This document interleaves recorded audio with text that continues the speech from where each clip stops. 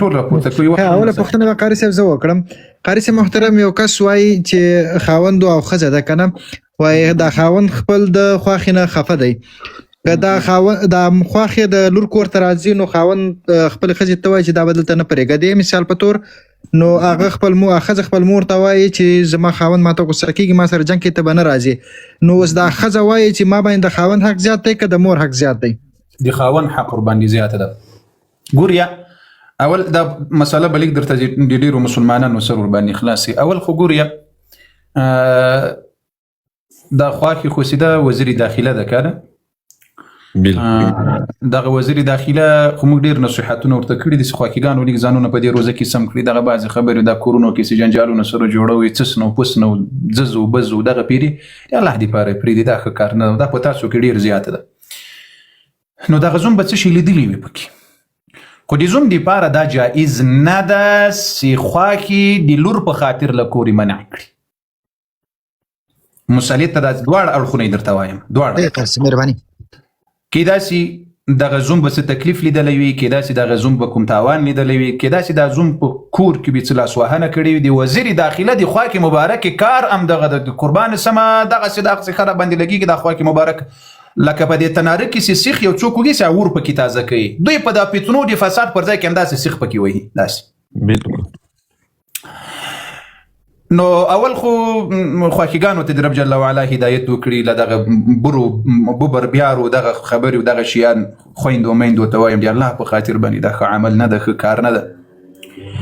داسې واجبه خبره درته کوم، خفه کېږي خو به نه وراغله نو اوس یې راغله. قاري صاحب که خفه سو یو تڼۍ به خلاصه کړو مهرباني. ګوریا یو وخت یوه خواښې ډېره خبیثه وي، ټولې نه، یوه دوه درې دا ډېرې خبیثې وي.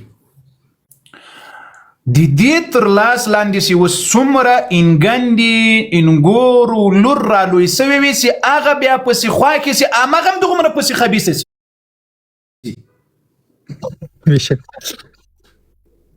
اوس ګوریا موږ تاسو خو پښتانه یو پوهېږو سره نه افغان صاحب قربانه کړي سمخه پښتانه پوهېږو سره یو بل حل راته معلومېږي. اوس ګورئ یو وخت کې یو انګور وي له خوا کې ډېره په عذاب وي، لور وي له خوا کې ډېره په عذاب وي، بل بیا چې هغه زوی مړي دغه اندازې ته پسې ورسي هغه هم په دغسې د خدای په غضب اخته وي. نو خاص هغه له تا سره یې کول چغې بغارې دې وهلې نو تې ولې کوې پوه نه شولس. ما یو وخت یوه خبره کړې محکمه ته الله جل وعلا د حکومت مسیره را نصیب کړله چې په کوم کور کې خوا کې وي په هغه کور کې بل خور نه ورکوئ. په کوم کور کې چې خوا کې وي په هغه کور کې بل خور نه ورکوئ، یعنی بیل کېږئ به بیا لور ورکوئ. او دا یاد درته وایم ټولو ورونو خویندو ته وایم، کوم وخت کې چې د پلار او ورور په نکاح ورکول یې پښتنه جنې کوه چې خوا کې سته پکې کوه پکې چې هغه ځای قبول نه کړې، یا شرط ورباندې داسې ماته به ځای ته ځان ته کور راکړې ژوند و زندګي به راکړې. پوه نه شولاسته په دې خبر په جنجال دا شروع کړی او دا اوس به بیا قصې سبا ته پسې خرابې قاري صاحب بیا دغسې ویلي دي نه. مسأله دلته دا ده اوس یوه خوا کې دا د لور له کوره زوم نسي منع کولی چې هغه کوم تکلیف و مصیبت یې جوړ کړی وي فساد وي پکې ورته په ګوته دې کړي چې ګوره دا وار درته معاف هغه بل وارې درته معاف، لیکن که د دارې وار بعد وکړل بیا دې ګوره کور نه منع کوه. اوس که اصلاح نسوه له داسې یوه زنانه وه اصلاح نسوه ببر بیار همدغه پیري پکې وي نه، بیا د بي د ما په یو خبره په خوله باندې راغله وایي څه شي سره جنګوي نه وبیا پرتوګ ته به وایي چې لوښي سره جنګوي، لوښي جنګوي، قمیص او پرتوګ سره جنګوي. دغسې متلونه دي د پښتنو دي نو وایي بیا څنګه موږ هم پښتانه یو. نو اوس که اصلاح سوه خو ښه خبر، که اصلاح نه سوه منع دي کړي چې کله یې منع کړله اوس که دغه مور له لور نه خفه سوله دغه خفګان رب نه قبلوي، ځکه لور د خاوند تابع ده او د خاوند په کور کې د دې مور و پلار دومره حق نه لري لکه څومره چې خاوند ورباندې لري. پیغمبر علیه السلام واوري دا حدیث هم واوري وای که چیرې له الله نه بغیر د بل چا دپاره سجده راواوی وای ما به امر کړی چې ای ښځو خپلو خاوندانو ته سجدې ولګوئ. یعنی په اسلام کې سجده نسته.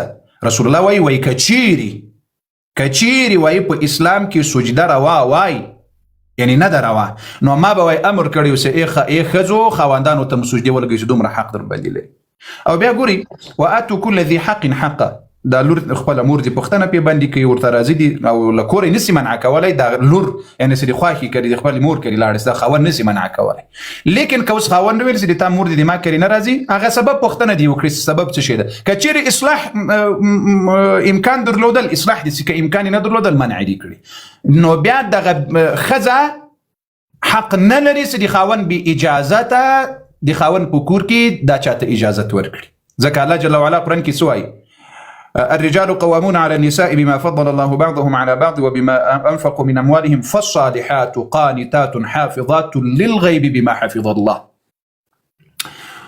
چې خاون په کور کې وي که په کور کې نه وي د خاون د کور حفاظت په دې باندې لازمي ده د مال حفاظت لازمي ده د خوراک حفاظت لازمي ده د عزت حفاظت لازمي ده په ښځه باندې نو او بیا دا ویخیار خواندان او توایم ویخیار خواندان لکه ښځو سره یې مه را اخلي ډېر د بیا عقل سړي کار داسې له خواکې سره یې راخیستلی دا به م یو درته اضافه کړم نه خو قاري صاحب بالکل د بیا عقل ګورې که د دې خواکې خبرې مو واورېدلې په دې غوږ یې اوره په دې غوږ بریک ورته مه نیسه داسې څر و پر یې کړه ویې باسه ښه او بیا که دې ته او دا نر وي چې د خواکې و د ښځو سره یې راخیستلی وي دا سړی نه وي څه شی نه وي سړی نه وي زنچو ورته وایي قاري صاحب و نر وي خو سړی نه وي او پیغمبر علیه الصلاة والسلام وایي له ښځو سره یې مه را اخلي له ښځو سره یې مه را اخلي کوشش وکړي له ښځو سره حساب ونه کړي په بعضې شیانو معافي ورته کوي عزتمن سړی به ښځې عزتمني کوي او لئین سړی به ښځې بې عزته کوي کورونو کې دا مشکلات راځي خو مخکې مې وویل چې خواکېګانې باید ځانونه اصلاح کړي خپل اندازه باید وپېژني او بیا د موږ خواکېګانې خو داسې دي دا وزیر داخله چې لور یې درکړه ده لور یې درکړه نو بیا د تا په کور کې به هم داسې درته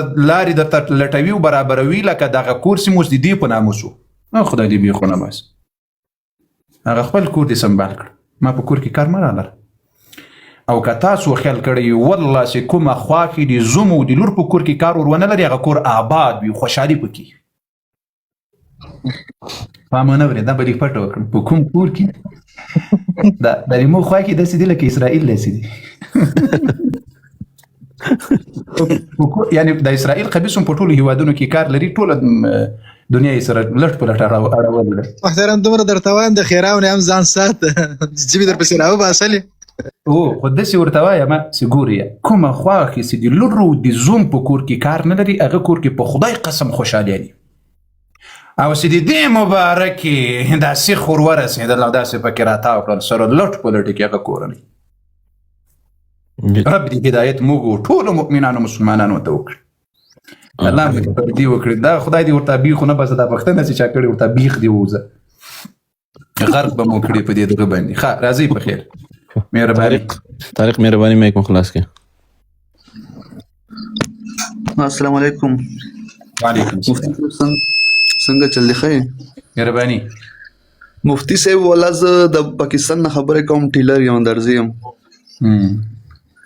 شکړې جامې جوړوي او جامې ګنډم خو چې والله زه ستا چهره ګورم کنه د زړه مې داسې خوشحالېږم چې درله ژړا راځي بس خپله خوب ولا نه راځي چې زه ستا چهره راته مخامخ ښکاري او چې ستا لایو نه راشي کومه ورځ ستا لایو نه وي که نه په هغه ټیم کې والله کار نه رانه کېږي الله مدامین او محبت قبول کړه خدای جل وعلا دې محبت الله دې راته همیشه خوشحاله لره آباد لره او الله دې غدر کی او الله دې سره خبرې پاته به یاري درځم ان شاء الله دا ټول مؤمنانو سره به راګورم هر ځای ته به درځم ان شاء الله یو ځای کې ویډیو درته جوړوم ته به بیا ټول ور باندې دغه یاسته دا څه ورته وایي نو سیدا د دې ځای ته راغلی وم دې ځای ته یو رپټ درغلی وم خو بس ډېرې شپې مې ونه کړلې مفتی صاحب زمونږ یو ملګری دی آفاق هغه والله په تا باندې مکمل فدا دی قسم په خدای څنګه زم د سره مینه کوم هغه په ما نه هم سیوا د سره مینه الله دې تاسو مینه او محبت قبول کړي اله العالمین مینه او محبت همیشه دغسې خوشحاله لره آباد اوسئ الله شفاعت در نصیب کړي مننه الله قدرمن اللهم قدرمن سر لوري کړي سبحان الله یو ورځ یو کس دغه کله وخت کې دا بعضې مؤمنان له خپل دین سره دومره مینه لري یو کس یو ورځ راته وویل 15 دقیقې په لایف کې زړل تاسې واسه په ورځ که نه واسه څوک وقاري صاحب زه ومه افغان صاحب هم زموما الله جل وعلا دې تاسو راته سرلوړي کړي، الله مو راته قدرمن کړه، خدای جل وعلا مو په ژوندونو کې او په رزقونو کې برکت کړه. اله العالمین دې دې مبارک میسي په برکت او دې مبارک وخت په برکت. زه خو نور څه نسم درکولای، خدا مې درته دعا ده یا رب العالمین دې تهجد په وخت کې دې مبارک شپې سی روزه ده مبارکه میاست د قرآن میاست. یا رب العالمین ته وایې سي ای دې ما بندگان وغواړي چې زه څه شی درکړم. یا الله دې ما سوال له تانه دا ده دغه مخلص ابابیل دې رسول الله دې عزت دفاع کوونکي دې رسول الله دې صحابه و دې دفاع لښکر بیا خاص کر دا مخلص او مؤمن مؤمنان یا الله په دنیا او آخرت کې الله خپل رضا ورنصیب کړ. امين يا رب العالمين. یا رب العالمین په دنیا کې دې عزت ژوند ورکړه، په قبر کې دې عزت ژوند ورکړه، په آخرت کې دې عزت ژوند او مقام ورکړه یا ذل الجلال والاکرام. امين يا رب العالمين. دا خو مې په وس کې ستدرته او په خدای قسم ولا بالله ثم تالله ما دې روزه ماتې سي خورما مې خوړله ابابیل جان ته مې میسیج کړی. یعنی باور وکړي بعضې کسانو ته خو مې چې هغه په ذهن کې مې زر زر راتلل ولا په نامه مې دعا ورته کړې بشک او تاسو ماته داسې نه ده چې یو زما مانه به دعا غواړي، ماته به هم کوئ. په هغه وخت کې مو ولا کې هېر کړي یاست، په ویترو کې په دعا کې مو نه یاست هېر کړي. الله دې درته قبولي کړي. رب جل وعلا دې خوشحالي ژوند ټولو مؤمنانو ته بیا خاص کر رسول الله دې صحابه او دې دفاع لښکر ته دې رب جل وعلا خپل رضا خپل دیدار خپل جنتونه ورکړي. امين. دا ټپوس مخلوق نه یادوم، دلته په لایف کې خو ډېر خلق ناست دي. نه هر څوک هم دې ما د دعا مستحقین والله کوي، هم یاد وساتئ. بشک د رسول الله د صحابه او د دفاع لښکر، د رسول الله د عزت او د امهات المؤمنین او د دفاع لښکر، د رسول الله د اهل بیت او د دفاع لښکر. رب العالمین جل وعلا د حشر په ورځ قیامت له صحابه او له اهل بیت سره وکړي. نعره تکبیر، الله اکبر ولله، نعره تکبیر، الله اکبر ولله. المؤمن دار الحفاظ، زنده باد زنده باد، المؤمن دار الحفاظ، زنده باد زنده باد زنده باد. ژوندی اوسئ. جزاک الله خیر. الله دې تاسو ته ډیر زیات عمر درکړي. افغان صاحب او بابیل ته ټولو ته دا یو دعا هم کافي ده. هی قاری صاحب راغی. دروای ما دغه دې موقع ده. گزاره مې وکړله ولې ویلي دي چې روزه کې غوسه نشته. نو گزاره مې وکړه. راځي مېر علي زر زر کوي قربان مسلم رب مو خوشاله. کمین حاجی مهرباني کمین تاسو مې اخلاص کړئ. سلام علیکم کاری صاحب. مفتون صاحب وخت بدر کول. وعلیکم السلام. که څه هم نمبر صاحب خدای دې وکړي چې ښه جوړ وي، په خیر وي، سره د ټولو ملګري قدرمن. بس الله تعالی دې سلوړی لره ویډیوګان لایفونه ګورم هر وخت یې تعقیبوم. یوه پوښتنه لرم، دغه ویتر واجب چې موږ تاسو کوو 3 رکعته د ماخوستن، دا که چېرته یو رکعت وشي نو دا کېږي او که نه کېږي؟ رسول الله صلی الله علیه وسلم ټول عمر یو رکعت نه دی کړي، صلی الله علیه وسلم 3 رکعت یې کړي. دا عادت و د نبی علیه الصلاة والسلام. بالکل کرسی. اوس یو رکعت خو باید ونه شي ممنوع دي که نه؟ یو رکعت سره 2 رکعته مخکې 3 رکعته ویتر. دا په مسلک د احناف واجب دي، څوک چې حنفي وي او د امام ابو حنیفه رحمه الله په مسلک وي هغه 3 رکعته په 2 قاعدو په یو سلام ور باندې واجب دي. او پاتې شوافع او حنابلة 3 رکعته کوي، خو هغې په 2 سلامه کوي، یا 2 رکعته په یو سلام، یو رکعت په بل سلام. دا هم صحیح دي. او مالکیه سي دي، مالکیه هغه بیا 3 رکعته په یو سلام کوي، په یوه قاعده یې کوي. یعنی اول رکعت شي وکړي ډایرکټ پورته سي، 2 رکعت شي وکړي ډایرکټ پورته سي، 3 رکعت شي وکړي ډایرکټ پورته سي. یعنی 2 رکعت وروسته قاعده نه کوي. دا 3 سره طریقې صحیح دي. او ویتر 3 رکعت دي، زیات کولی سي، 15 رکعت هم کولی سي، 7 رکعت هم کولی سي، 12 رکعت هم کولی سي، 14 رکعت هم کولی سي. خو 3 رکعت ویتر سي دي، دا واجب دي. پیغمبر علیه الصلاة والسلام وایي ای د قرآن اهل د قرآن متاسي ویتر مه پرېږدئ، ویتر کوي. او عائشه رضی الله عنها نبی علیه السلام به همیشه 3 رکعته ویتر کول. او د ویتر چې به کله پاته سوله نبی علیه السلام قضایي به یې راګرځوله پسې. مننه مصطفی مفتون صاحب، خدای دې وکړي چې سوال مو جواب شوی. ښه کمین، حاجي کمین صاحب مهرباني.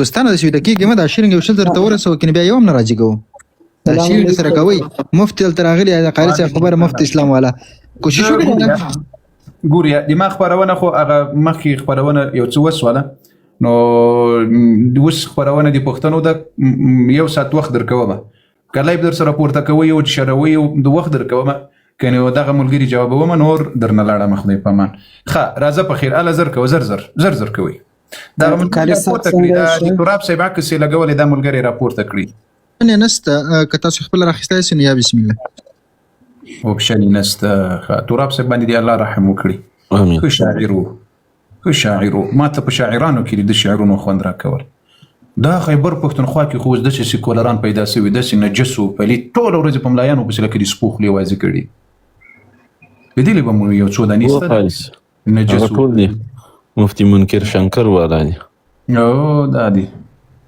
دغه کس خدا خا مهرباني وکړئ زر کوي دا کوم کسان دي ځای خالي کړی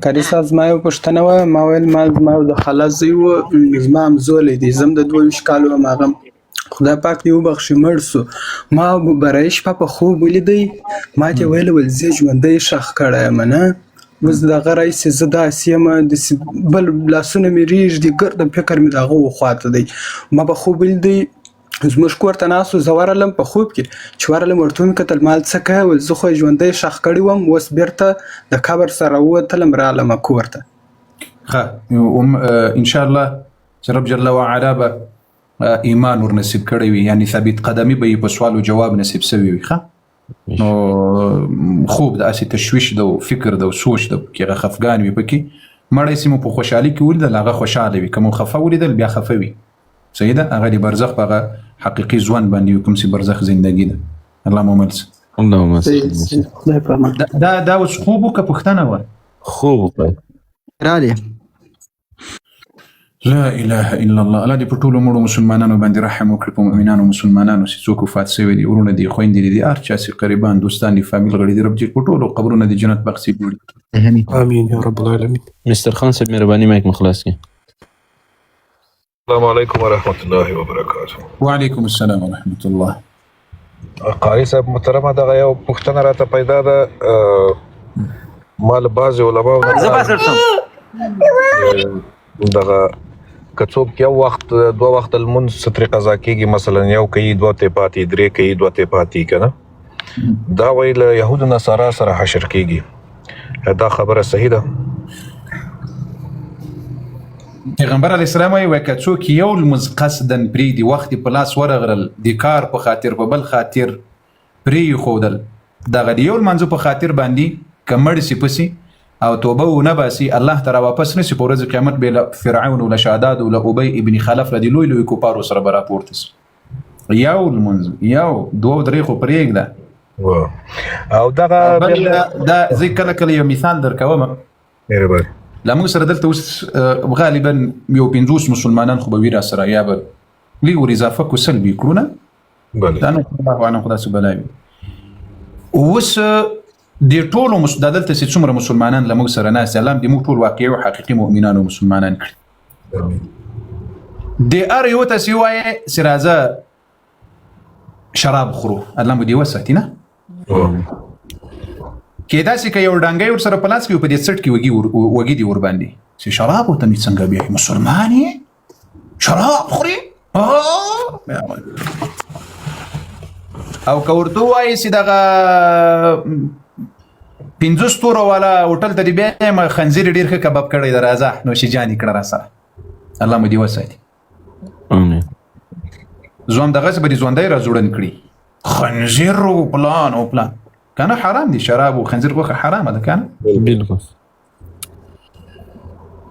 یو المنسک ذکرې په ګناه کې لکه زر مې سړي خنزیر غوخه خوري سره برابر الله اکبر استغفر الله مقتدا د المنځ پرې خودل یو عادي خبر ښکاره کی عادي والله څه بیا وکړم قضایي بیا راو چې زر مې سړي خنزیر غوخه خوري او یو المنځ قضا کړي وقت په لاس درغل درته معلومیږي مونږ دې پرې خوده دغه زر میاسي د خنزیر د غوښې خوړل یوې طرف ته، یو لمونځ قضا کېدل بل طرف ته، دا سره برابر لا د لمانځه به ورباندې زیاته وي کمه به نه وي. بالکل. کور د بدن قاری صاحب اوس دا خبره زه دغه الله تعالی بیا وایي زه مثقال او په ذره باندې حساب کوم د خیر او د شر کنه. دا اوس داسې ټکر او تردید نه ده. یا هغه مسله داسې ده، ګوري یو حقوق العباد دي یو حقوق الله دي. بالکل. الله جل وعلا په ورځ د قیامت چې کله عرش ملائکه راوړي او د محشر په میدان دی الله عرش کې ښودلی سي. اله العالمین په موږ تاسو د ما په مخلصو ابابیلو د صحابه او په دفاع کوونکو دی الله په دغه ورځ رحم را باندې وکړي. امين یا رب العالمین. ما د ما ملګری مخلص استاد ابابیل د صحابه او د دفاع لخر یا الله په دې ورځ باندې سي بیخي سخته ورځ د 50,000 کاله به وګدوي، 1000 کاله به وګدوي. الله په دې ورځ د عظیم رحمت مستحقین مو جوړ کړی یا الله یا رب العالمین. کله چې په ورځ د قیامت یو اسمان را ټوکر سي بل ملائکه نو دا سره تاوسي حساب به شروع کیږي. الله جل وعلا چې خپل بندگانو سره حساب کوي اول به په منځ کې حساب ورسره کوي. دوام حساب سے شروع کیږي شوختنه بل انسانانو په وینو کې کوي. دی وینو په بس ویني مو ولې توي کړی ولې مو یو بل وزلې دوم حساب بدی دی. وس یو دی الله حساب د بندگانو سره په دې کې رحمت دی الله جل وعلا. الله سي په خپل حق حساب در سره کوي په دې کې رحمت دی رب.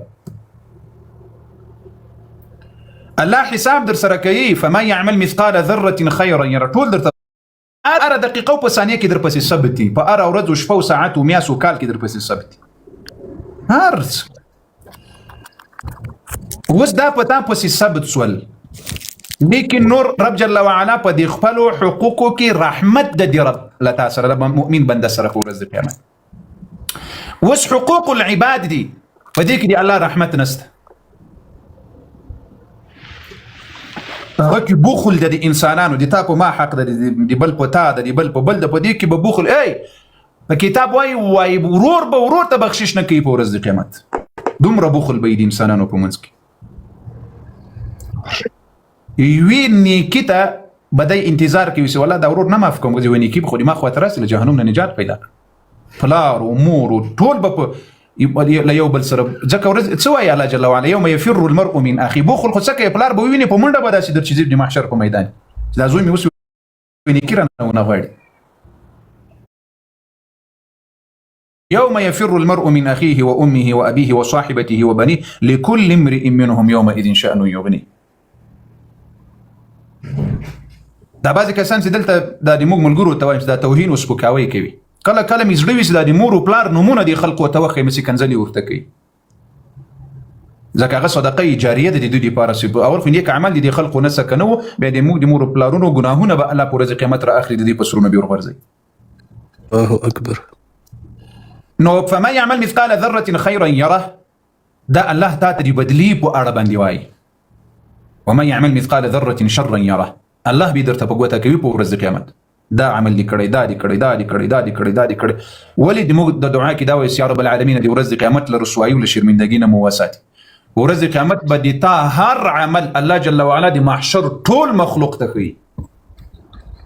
که کوم انسان باندې الله پرده ونه کړي الله پرده ور باندې وانه چی الله جل وعلا به د دغه انسان عمل په پلاني ورځ پلاني ساعت په پټه کې د شتور شپه کې د کړي ورځ کې د کړي په هر ځای کې سړي کړي الله جل وعلا به خلقو ته ښکارا کړي چې ما دغه بنده په دغه ورځ دغه عمل کړ او لدينا پرته بیا بل ځای دغه آیات خو درته معلومي اذا زلزلت الارض زلزالها واخرجت الارض اثقالها وقال الانسان ما لها يومئذ تحدث اخبارها. دا زمکه نه د پورز قیامت او یا کله د زون په د زمکه کړي دی او یا وکړو شاهدی به دی ور کوي الله ته قدم دی خي حلال دی پر دی قدم کوي دی بندگی دی پر دی قدم ور باندې کوي دی غلا دی پر دی زنا دی پر دی شراب دی پر د هیڅ انسان به پتا شاهدی کوونه وای دا ورځ قیامت به الله زمکه ته وای يومئذ تحدث اخبارها ای زمکه راو باسه دي سړي اخبار راو باسه څه در باندې کړی دی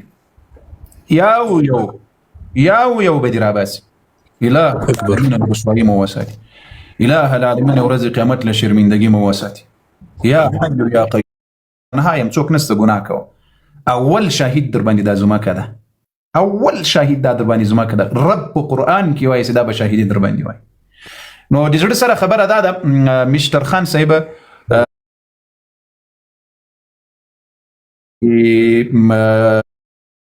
دی کې هیڅ ټکر نسه. الله په خپل حقوقو کې مهرباني در باندې کوي او د بنده په حقوقو کې به په ورځ قیامت بخوري، ځکه الله عادل ذات، الله د بنده تر حق نه تیریږي، هیڅ الله جل وعلا د بنده تر حق نه تیریږي، ځکه موږ تاسو وایو رب العالمین عادل ذات ده نه. نو دیو بنده تر بل یو لاره بیا داسې سته په ورځ قیامت اوس یو انسان ده، دواړه جنتیان دي، خو یو انسان په بل باندې حق ده. اوس هغه حق یا الله جل وعلا په رحمت باندې داسې ورته کوي چې ملایکې ورته وایي چې دغه ته دې ته بخشش وکړه، تا ته به د دې په بدله کې الله هغه قصرونه په جنت کې درکړي. نو رب العالمین جل وعلا داسې بیا شفاعت پسې شروع کېږي، بل پسې شروع کېږي. مشتر خان صاحب ان شاء الله مسأله باندې به خلاصول. بالکل قاری صاحب ډیره بدنه کور ودا دغه یو سوال دله دا خو بس دغه د الله خپل پیږي او کار پیږي زدا المنص خو د الله تعالی حق ده کنه. نو الله دې موږ ته توفیق راکړي چې موږ قضا نصیب او خدای دې رحم را باندې وکړي په ټولو. ګور یو عجیبه خبره را یاده شو د رسول الله صلی الله علیه وسلم. اے مؤمنانو، اے مسلمانانو، په دنیا او آخرت کې کامیابی غواړئ سي کامیاب سي؟ بالکل یې غواړم. په دنیا او آخرت کې کامیابی غواړئ سي رب مو کامیاب کړي؟ لا قاری صاحب المنځ مه پرېږدئ بس. پیغمبر علیه الصلاة والسلام ته یو صحابي راغی ویا رسول الله دا پلانې المنځ هم کوي او غلا هم کوي، یو ورځ ټول ورځ لمونځونه کوي د شپې غلا کوي. نبي علیه السلام ورته ویل وایي زر داسې له غلا نه یې دا لمونځ راوګرځئ. بېشکه اکبر. هر غلطي چې درنه کېږي توبه ورباندې باسه، خو لمونځ مه پرېږده چې په هر شکل د اشکالو وي لمونځ مه پرېږده. لمونځ نه ده لمونځ والله بالله ثم الله چې د دنیا او د آخرت او د قبر نجات په لمانځه کې ده. که کوم انسان لمونځ نه کوي او د لمانځه اهتمام نه کوي، والله که یا په دنیا کې خیر وګوري یا په آخرت کې خیر وګوري. خبر د قاری صاحب بشک. لمونځ ما تاسو ته په دې سیرت کې ډېرې خبرې کړې دي. لمونځ هغه د رب عبادت ده چې په جهاد کې چې توره راوتلی یم الله نه درته معاف کړی، چې پوهېږې هغه د سرونه وهلی کېږي بیا هم لمونځ نه ده درنه معاف، لمونځ به کوې. بالکل صلاة الخوف رب العالمین جل وعلا د جهاد په موقع باندې چې مجاهدین د کافر سره په مقابله کې وي، نو په دغه وخت کې د لمانځه وخت ورباندې راغی صلاة الخوف به کوي. هغه عظیم رکن، هغه عظیم رکن. او بیا دا 5 وخت المنځ نه ده، دا 5 وخت المنځ خو ته د ورځې کوې، دا په اصل کې په عملنامه کې 50 منځونه درته لیکلی کېږي هره ورځ. د الله عظیم رحمت په دې باندې. کله چې رسول الله صلی الله علیه وسلم په شپه د معراج باندې لاړل، نو 50 منځونه الله ور باندې فرض کړل. موسی علیه السلام هم په موږ باندې ډېر احسان کړی دی. الله جل وعلا دې له ده راضي سي. الله جل وعلا دې موږ تاسې ملاقات ورسره وکړي. صلى الله عليه وسلم. اللهم صل وسلم على موسى وهارون وعيسى ومحمد صلى الله عليهم. نو بیا چې نبی علیه السلام راوافت